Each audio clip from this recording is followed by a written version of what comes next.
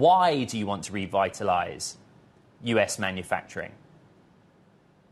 Well, it started for me with really, the same kind of response that I had to office workers with WeWork, is that the environment that people are working in just isn't great and isn't a nice place to be. Like sitting in a cubicle for 10 hours a day, to me, seemed terrible. And similarly, I think that the working environments where people make things have really been brought down to the lowest possible, from a design, from a ergonomic, from just a human perspective.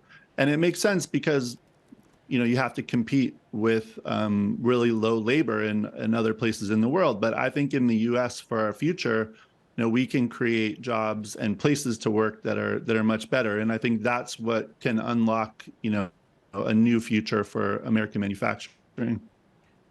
Miguel, across all of your projects, was it difficult to engage with investors? Did you have to do some reputational rebuilding or explain what happened at WeWork, your associations with Adam? Are those fair questions?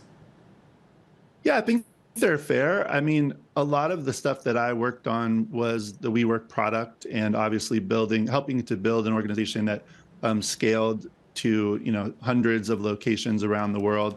And that is a credibility which I think is lasting. I mean, we were able to do amazing things. And then there's obviously another layer of things at the company that didn't go as well. And, people always have questions about that. And oftentimes I would say, people want to know the WeWork story.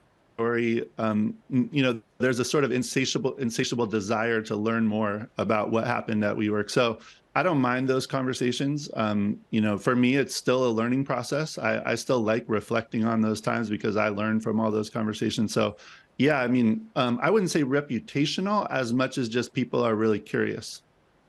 People are curious also, of course, that you're getting back into the world of commercial real estate in many ways. We're thinking of, is it Naya, how you said, a focus on a social network, but an in real life one for people 55 years and older? I can see the relevancy of this with older parents who complain about noise levels and the way in which one interacts. But ultimately, does the real estate arc that we're currently on at the moment mean that you're getting good prices? People are worried about the banks, for example, and their exposure to real estate, particularly commercial real estate.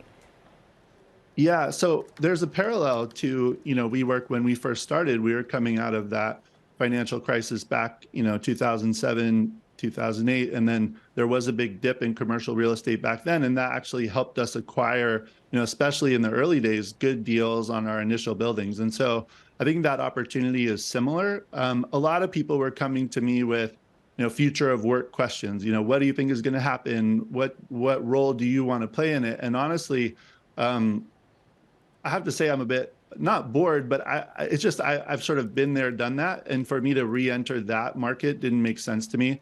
But I do think there are a lot of parallels. I mean, I want to create communities for people where they, enter and spend time in spaces that make them feel good. And I think that's where this opportunity became clear, an intersection of what I love to do and the opportunity in real estate.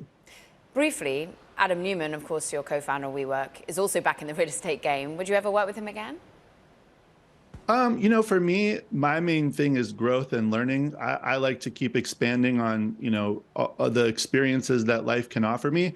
And, Adam is a CEO. He's a top dog and a leader. And for me, I want to learn how to be in that position. I want to lead a company. And so it doesn't make sense right now for us to work together. But for no reason other than I just want to keep growing on my own journey.